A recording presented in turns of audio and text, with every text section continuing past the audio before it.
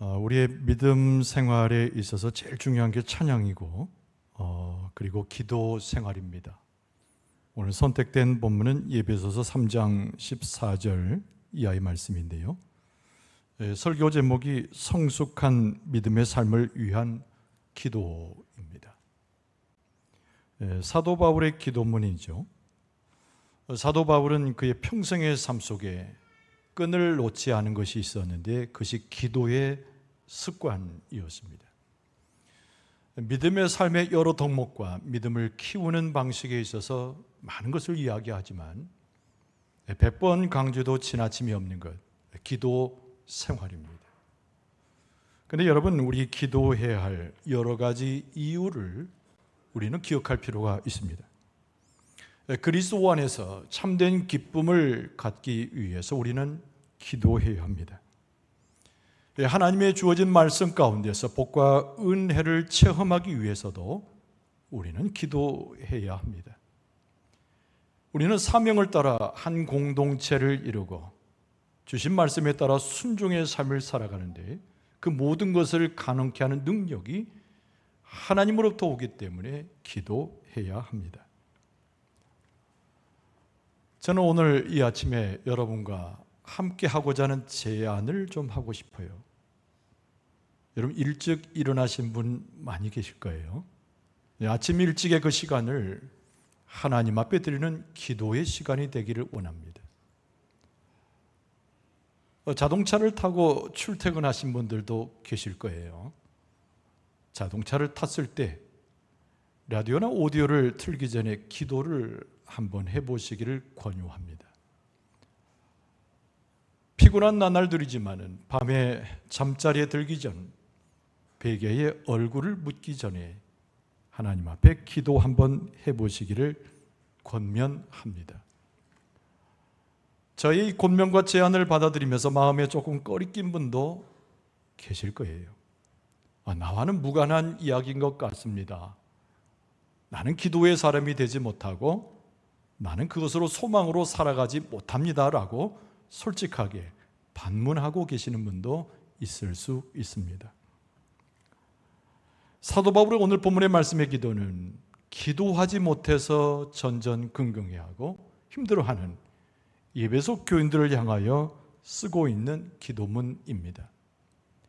하나님 앞에 간구하지 못하여 하나님의 은혜를 얻지 못하고 하나님의 역사를 전적으로 신뢰하여 간구하지 못하여 하나님의 능력을 경험치 못했던 예배소 교인들, 제일 먼저 할 일은 우리 마음의 상태를 돌아볼 것을 권유하면서 사도 바울이 오늘의 기도로 그들에게 편지하고 있습니다. 기도할 마음이 아직 주어지지 않는다면, 기도로서 하나님을 만날 준비가 되어 있지 않다고 판단이 되면 오늘 이 본문의 말씀에 나와 있는 우리를 향해서 중보기도하는 바로 사도 바울의 기도에 주목할 필요가 있습니다. 여러 절수입니다마는 오늘 본문에 나오는 사도 바울의 예배소 교인들을 위한 기도의 요점은 무엇일까요? 긴 문장이지만 한 문장으로 정리해 보면은 하나님의 영광을 위해서 그리스도와 함께 성장할 수 있도록 성령의 능력을 통하여 하나님의 권세와 사랑을 우리에게 주시라고 하는 기도입니다. 꽤 긴 문장이죠. 그러나 여기는 하나님도 나오고 예수 그리스도도 나오며 성령의 역사도 언급합니다. 그러니까 사도 바울의 기도는 삼위일체 하나님을 향해서 하나님의 능력과 그 사랑을 체험하고픈 마음에 예배소 교인들을 위해서 중보 기도하고 있는 것입니다. 한번 따라서 할까요? 같이 한번 따라서 봅시다. 하나님의 영광을 위해 그리스도와 함께 성장할 수 있도록 성령을 통하여 하나님의 능력과 사랑을 우리에게 주시라고 기도합니다. 네, 참 잘하셨어요. 오늘 본문의 말씀을 요약하면 하나님의 놀라운 영광을 위해서 예수 그리스도와 함께 성장할 수 있도록 성령을 통하여 하나님의 능력과 사랑을 우리에게 베풀어 달라고 하는 에베소 교인들을 위해서 2000년이 지난 지금 우리를 위해서 사도 바울이 간구하고 있는 기도문입니다. 오늘 이 본문의 말씀을 대할 때 사도 바울은 무엇을 먼저 우리에게 깨우쳐 줍니까? 첫 번째가 우리는 하나님의 백성임을 가르쳐 줍니다. 이 말씀을 바꿔서 이야기하면 하나님은 우리의 아버지가 되시는 거죠. 오늘 본문의 말씀 14절은 이러므로 내가 하늘과 땅에 있는 각 족속에게 이름을 주신 아버지 앞에 무릎을 꿇고 빈달하고 쓰고 있습니다. 여러분 14절은 무엇으로 시작합니까? 이러므로 라고 시작하는 이 대목입니다. 사도 바울이 14절에 기도문을 시작하기 전에 마음에 이미 기억하는, 이미 에베소 교인들을 위해서 썼던 자기의 서신의 한 부분을 기억하고 있는 것입니다. 여러분 그것은 다른 것이 아닌 에베소 2장 본문인데요, 우리는 하나님의 백성임을 깨우쳐 주면서 우리는 하나님과 더불어 하나님의 성전을 이루어가는 존재임을 에베소 2장에 사도 바울이 에베소 교인들을 깨우쳐서 가르쳐 주었습니다. 예수 그리스도를 믿는 성도가 된 우리의 모습은 과거의 이방인의 모습을 벗어버리고 참된 그리스도인이 되어서 우리의 삶 중에 하나님의 성전을 이루어가는 하나님의 백성임을 가르쳐 준 것입니다. 여러분 그 본문이 에베소 2장 19절 이하에 나옵니다. 그러므로 이제부터는 너희는 외인도 아니요 나그네도 아니요 오직 성도들과 동일한 시민이요 하나님의 권속이라. 너희는 사도들과 선지자들의 터 위에 세우심을 입은 자라. 그리스도 예수께서 친히 모퉁이 돌이 되셨느니라. 그의 안에서 건물마다 서로 연결하여 주 안에서 성전이 되어가고 너희도 성령 안에서 하나님이 거하실 초소가 되기 위하여 그리스도 예수 안에서 함께 지어져 가느니라.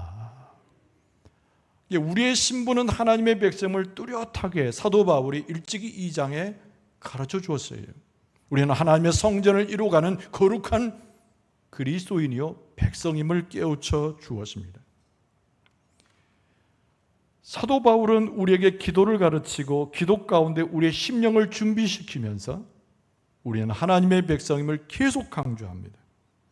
그리고 우리 가운데는 하나님의 임재가 있으니 그것이 곧 하나님의 영광이라고 일러주고 있습니다. 여러분 하나님의 영광 그러면 여러분 그 영광을 이해할 수 있습니까?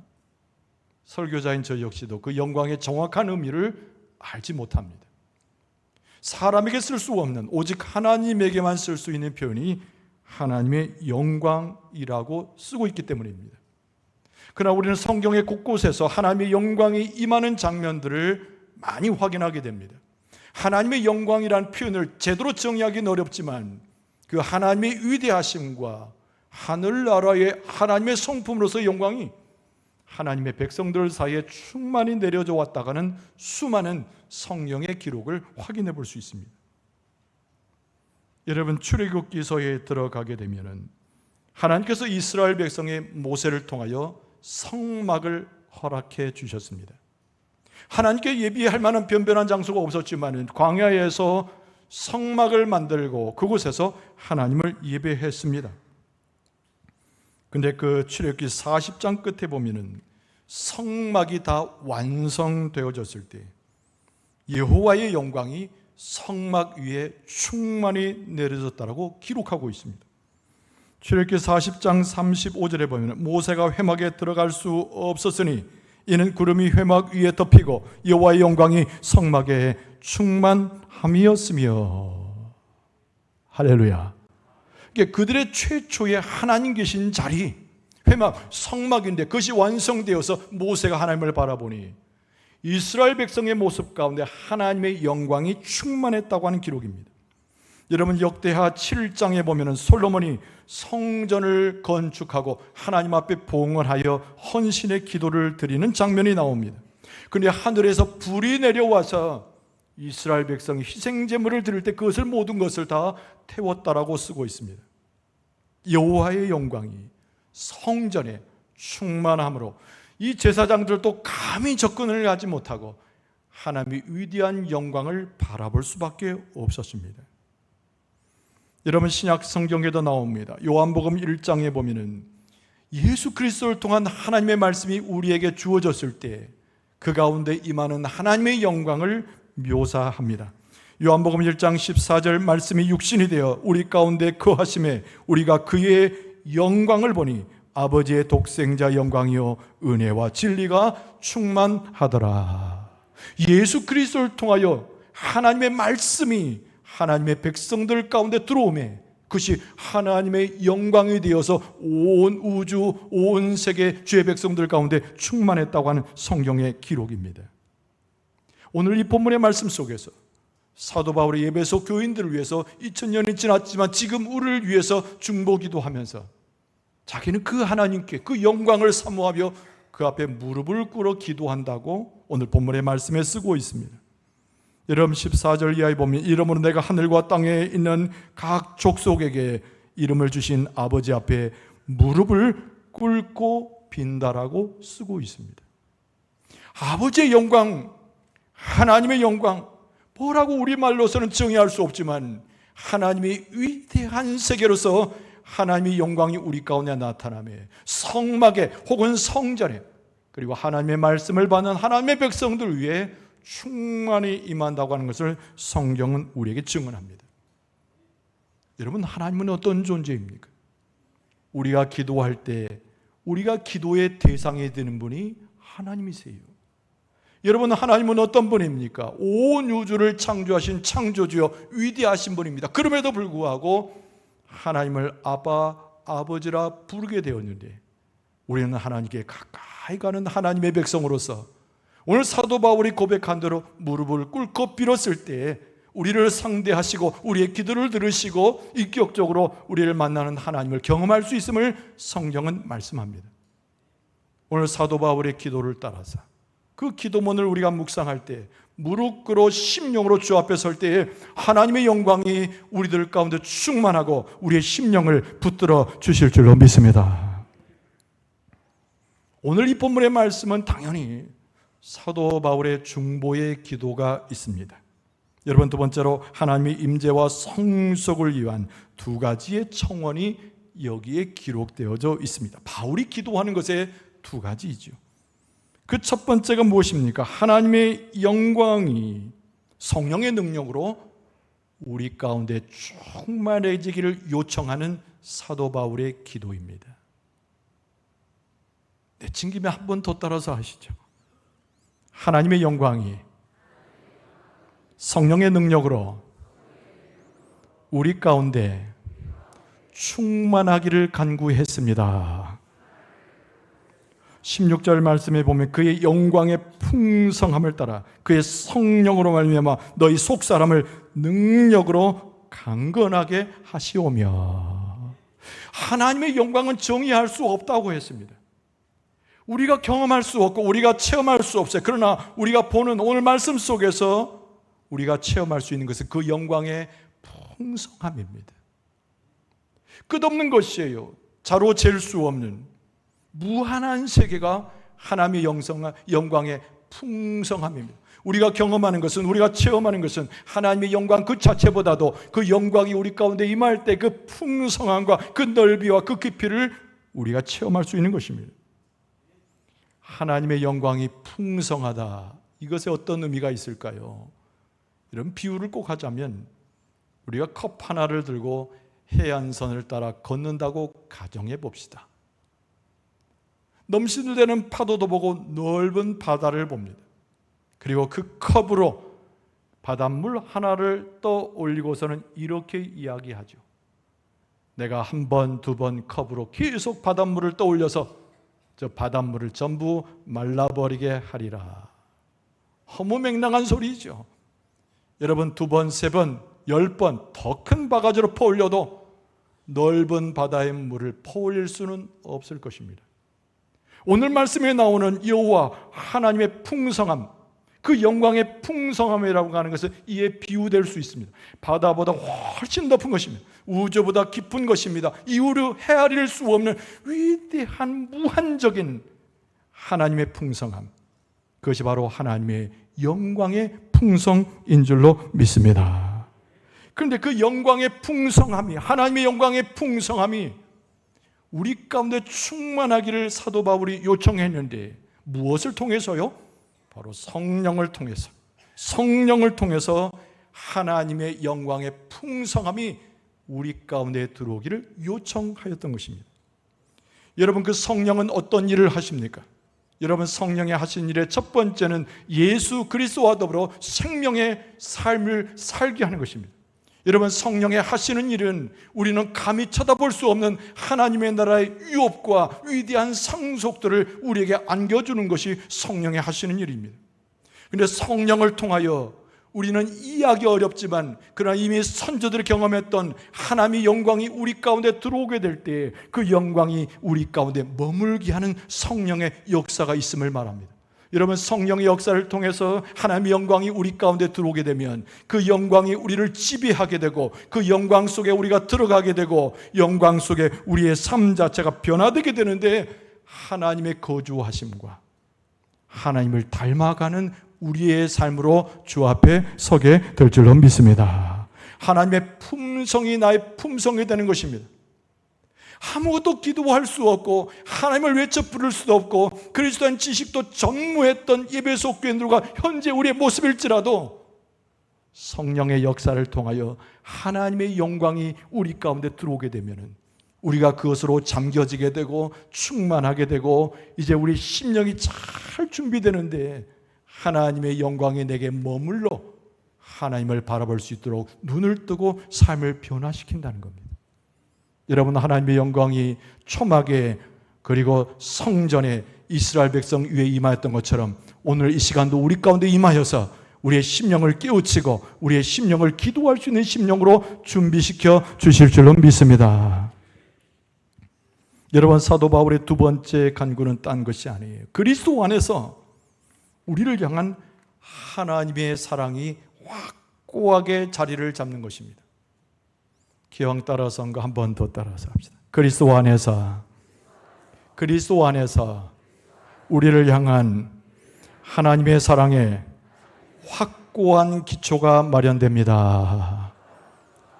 그것을 위해서 기도했다는 거예요. 그것을 위해서 기도했다는 거예요. 그러나 여러분, 우리는 지적으로 하나님의 사랑을 자꾸 이해하려고 하는 습성이 있습니다. 우리의 지식, 우리의 판단, 우리의 이해로서는 하나님의 사랑을 이해할 수 없음에도 불구하고 우리는 자꾸 문자를 통해서 들은 이야기로서 하나님의 사랑을 이해하려고 하는 습관이 있다는 거예요. 여러분, 요한복음 3장 16절은 무엇을 말합니까? 예수 그리스도를 하나님이 우리에게 보내셔서 하나님의 사랑을 확증했다고 하는 사도 요한의 표현이지요. 사도 바울도 로마서 5장 8절에 이렇게 말씀했습니다. 우리가 아직 죄인 되었을 때에 그리스도께서 우리를 위하여 죽으심으로 하나님께서 우리에 대한 자기의 사랑을 확증하셨느니라. 그러나 이 말씀을 머릿속으로만 기억하고 생각으로만 이해하고 지적으로만 이해하려는 것은 아무 의미가 없다는 얘기입니다. 사도 바울의 에베소 교인들을, 특히 우리들을 기도자로 준비시키고 하나님의 은혜로 충만해 주를 바라보게 하는 것에 이르도록 중보기도를 하는데 체험적으로, 경험적으로 예수 그리스도를 통한 하나님의 사랑이 우리 가운데 온전히 정착되기를 위해서 기도했다는 겁니다. 그래서 지적인 생각, 판단, 이해를 넘어가는 우리의 경험적 사랑이 실제로 우리 가운데 체험되도록 그 하나님이 놀라신 내가 성령의 역사함을 받기를 기도했습니다. 그래서 우리는 뭐라고 말하냐면 경험적인 지식, 이렇게 말합니다. 오늘 본문의 말씀 18절입니다. 능히 모든 성도와 함께 지식에 넘치는 그리스도의 사랑을 알고. 할렐루야. 아멘 하셔야 돼요. 할렐루야. 여기 그리스도의 사랑을 안다라고 되어 있어요. 여기서 안다라는 것은 지식적으로 아는 것을 이야기하는 것이 아닙니다. 체험한다는 거예요. 호세아 선지자가 여호와를 알아가자, 여호와를 알아가자, 그 선자가 외쳤을 때는 하나님의 이름만을 기억하는 이스라엘 백성을 오히려 타박하고 그 하나님의 인격성과 도우심과 그 충만한 은혜에 대해서 깊이 들어가자는 권고의 말이었습니다. 오늘 본문의 말씀에 사도 바울이 하나님 앞에 기도하면서 우리 에베소 교인들이 2000년에 지난 영광중앙교회 성도들이 그리스도의 사랑을 깊이 인격적으로 알고 깨닫고 체험할 수 있게 해달라고 오늘 본문의 말씀에 기억하여 기도하고 있는 것입니다. 중요한 것은 우리가 그것에 체험하게 되면 사랑이 우리를 압도하게 됩니다. 사랑이 우리 안에 들어와서 우리를 완전히 묶어내게 됩니다. 사랑이 우리를 인도하는 능력이 되는 것이지요. 여러분 19절이 그 내용입니다. 그 너비와 길이와 높이와 깊이가 어떠함을 깨달아. 할렐루야. 말씀을 읽으면 아멘하기 바랍니다. 할렐루야. 그 너비와 깊이와 길이와 높이와 깊이가 어떠함을 깨달아. 요 깨닫는다는 말씀 자체가 무슨 의미냐면 사랑에 압도되는 거예요. 우리의 정신과 우리의 육체의 것을 이야기하는 것이 아니라 영혼으로 깨닫는 것이기 때문에, 영혼으로 주의 사랑을 받아들이는 것이기 때문에, 사랑에 의해서 압도되어져서 우리의 삶 자체가 변화되는 것이기 때문에, 그래서 오늘 말씀에 사도 바울은 기도하기를 그 너비, 길이, 높이, 깊이가 어떠함을 깨달으라 그랬어요.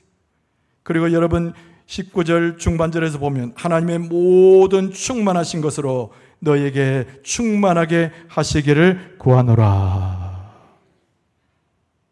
여러분 예수님 당시에 예수님에게는 12제자가 있었습니다. 그 제자들의 면면이 훌륭한 점이 많습니다만 예수님이 가장 사랑하는 제자라고 불리우는 사람이 있어요. 예수님의 사랑을 그 누구보다 이해했다는 제자가 있습니다. 그 사람의 이름은 다름이 아닌 사도 요한이지요. 사도 요한은 사랑의 사도라고 알려져 있습니다. 그의 자비, 많은 사람들에게 베품과 배려를 했던 그의 생애 자체가 그것을 증언해 줍니다. 그러나 사도 요한이 처음부터 사랑이 많고 배려심이 깊은 예수 그리스도의 인자함을 닮은 사람이 아니었어요. 이런 마가복음 3장에 보면은 야고보와 더불어서 바로 이 사도 요한을 우레의 아들이라고 별칭했습니다. 여러분 우레가 무엇입니까? 번개치고 천둥치는 거예요. 그러니까 사도 요한이 처음 예수님의 제자로 들어왔을 때는 번개치며 천둥치는데 성격도 고약하고 말하는 것마다 사납고 목소리도 하도 커서 사람들을 위협했던 사람이란 뜻입니다. 그러나 예수 그리스도와 함께 3년의 공생애를 지나고 예수님의 인애와 사랑을 배우고 예수님 모습 속에서 하나님의 사랑을 경험하게 될 때 사도 요한의 삶이 완전히 변화되었다는 거예요. 사랑의 사도가 되어지고 말하는 것마다 고백하는 것마다 사랑, 예수 그리스도의 사랑, 하나님의 사랑을 선포한 자가 사도 요한이 되었습니다. 여러분 사도 요한은 기회 있을 때마다 이 얘기했어요. 예수 그리스도께서 내 안에 들어오심으로 내가 죽고 예수 그리스도께서 살아나셔서 내가 그 사랑을 입었노라고 수없이 사도 요한은 고백했습니다. 여러분 우리가 머리로 이해하는 사랑은 아무 의미가 없어요. 글자로만 읽어내는 사랑도 아무 의미가 없습니다. 그 속에서는 영성도 없고 그곳에는 하나님을 만날 수 있는 길도 열려지지 아니하고 머리로 이야기하는 지적인 사랑이라고 하는 것은 아무짝에 쓸모가 없는 것이에요. 그러나 사도 바울이 하나님 앞에 예배소 교인을 위해서 우리를 위해서 빌며 기도하기를 체험되는 사랑, 그리스도와 함께 압도되는 사랑, 하나님의 사랑이 우리 안에 들어와서 우리의 삶이 변화될 수 있는 사랑의 그 심령의 기반을 갖추어 기도자로 세워지게 해달라고 간구하고 있는 것입니다. 사도 바울이 2000년 전의 기도가 예배소 교인들을 감동시키고 그들을 기도자로 세워주었듯이 오늘 우리를 위한 기도가 되어서 우리도 기도자로 세워지고 하나님의 사랑에 감복되고 심령으로 변화될 수 있는 하나님의 백성으로 거듭나게 될 줄로 믿습니다. 그런데 오늘 이 본문의 말씀 가운데 사도 바울은 무엇을 또 기록하냐면은 하나님 앞에 기도했음에 하나님이 응답 주셨음을 확신하면서 쓰고 있습니다. 도대체 우리 가운데 어떤 결과로 기도는 그 결말과 결실을 맺게 될 것인가? 이런 두 가지를 설명하는데요. 첫째는 우리가 하나님 앞에 기도하게 될 때, 제대로 기도자로 주님 앞에 서게 될 때 내 심령이 하나님의 능력과 사랑으로 충만해서 하나님 앞에 나가는 기도를 드릴 때 하나님께서는 더 많은 기도에 대한 응답으로 기도하지 않는 것까지 부어서 채워줄 것임을 오늘 말씀 가운데 약속하고 있습니다. 오늘 20절 말씀을 보세요. 우리 가운데서 역사하시는 능력대로 우리가 구하거나 생각하는 모든 것에 더 넘치도록 능히 하시리라고 하나님을 소개하고 있는 줄로 믿습니다. 그러니까 우리가 무지해서 구하지 못하고 감정이 우리의 심령 가운데 하나님을 사랑하지만은 하나님의 은혜 가운데 살기를 원하니 내 삶이 변화됐지만은 내 입술로 표현하지 못하는 기도 제목일지라도 내가 부르짖어 간구하는 모습이 연약하고 앞뒤가 맞지 않는 무지한 자의 기도일지라도 하나님의 능력과 사랑으로 준비되어 기도하는 자는 하나님께서 들으시고 구하지 않는 것까지, 기억나지 않는 것까지 다 챙겨주셔서 하나님께서 부어주시고 열매 맺게 하신다고 약속하여 주시는 줄로 믿습니다. 여러분, 두 번째 약속한 것은 다른 것이 아니에요.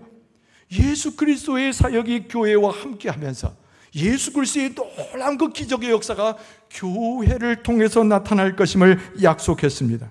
오늘 본문의 말씀 21절에 보면 교회 안에서와 그리스도 예수 안에서 영광이 대대로 영원 무궁하기를 원하노라. 여러분, 예수 그리스도의 하신 일이 뭐예요? 여러분, 첫 번째는 십자가를 통해서 하나님의 구원을 선포하신 것이고, 두 번째는 세상을 향하여 용서를 선포하셨던 분이 예수님 아닙니까? 오늘날 교회는 예수님과 손잡고 그 일을 감당하는데, 여러분, 교회에서 그리스도의 복음을 증거할 때 구원의 역사가 나타나고, 교회에서 그리스도의 진리의 말씀을 선포할 때 주변에 있었던 무지한 자들이 하나님 앞에 돌아오게 될 줄로 믿습니다. 우리가 서로 용서를 베풀 때 하나님의 사랑이 나타나고, 우리가 서로 용서함으로 부둥켜 안을 때 하나님의 교회는 든든하게 서가게 될 줄로 믿습니다. 에베소 교인들은 교회 기도할 줄 몰랐어요. 뜨거운 심장으로 교회 안에 몰려들었지만은 예수 그리스도의 진리를 이해하지 못했습니다. 하나님의 위대한 영광이 무엇인지도 알지 못했습니다. 사도 바울은 피 맺힌 절규를 통해서 고통 가운데 그들을 위해서 기도했으니 그들의 심령 가운데 하나님의 능력과 하나님의 사랑이 충만하기를 먼저 간구했어요.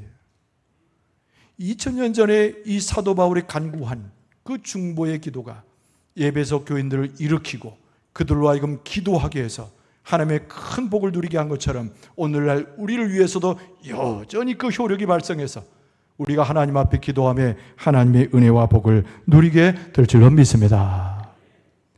제가 처음에 설교를 시작하면서 제안을 했습니다. 아침에 일어날 때 기도하고 하루의 삶을 살아갈 때 기도자로 세워지고 마지막에 잠들기 유숙하기 전에도 기도하자고 제안했습니다. 여전히 우리의 마음에 꺼리낌이 있습니까? 여전히 우리의 마음에 거부감이 듭니까? 오늘 사도 바울은 우리를 위해서 기도하고 있으니 예수께서 지금도 하나님의 우편에서 우리를 위하여 중보기도 하실 때에 우리 안에 하나님의 위대한 능력과 위대한 사랑이 우리 가운데 충만해져서 기도자로 우리를 세워주실 줄로 믿습니다. 기도자로 나아갈 때 하나님이 약속하신 그 놀라운 은혜와 그 복을 다 받게 될 줄로 믿습니다. 기도할 때 하나님의 응답이 쏟아지고 기도할 때 교회를 사용하신 역사가 나타나고 하나님의 권세가 우리 가운데 임하게 될 줄로 믿습니다. 임하게 될 줄로 믿습니다. 함께 하실 줄로 믿습니다. 변화시켜 주실 줄로 믿습니다. 오늘 사도 바울의 권고의 이 이야기, 기도의 중보기도 이야기는 예수님께서 가져오시는 것으로 우리를 위해서 기도하고 있으니 걱정하지 말고 근심하지 말고 기도자로 주님 앞에 세워질 수 있기를 바랍니다. 약속을 믿고 기도할 수 있기를 바랍니다. 기도 가운데 하나님의 복을 누릴 수 있기를 바랍니다. 하나님의 영광이 성막과 성전에 충만한 것처럼 여러분의 가정에 충만하고 우리 교회에 충만할 수 있기를 주의 이름으로 축원합니다.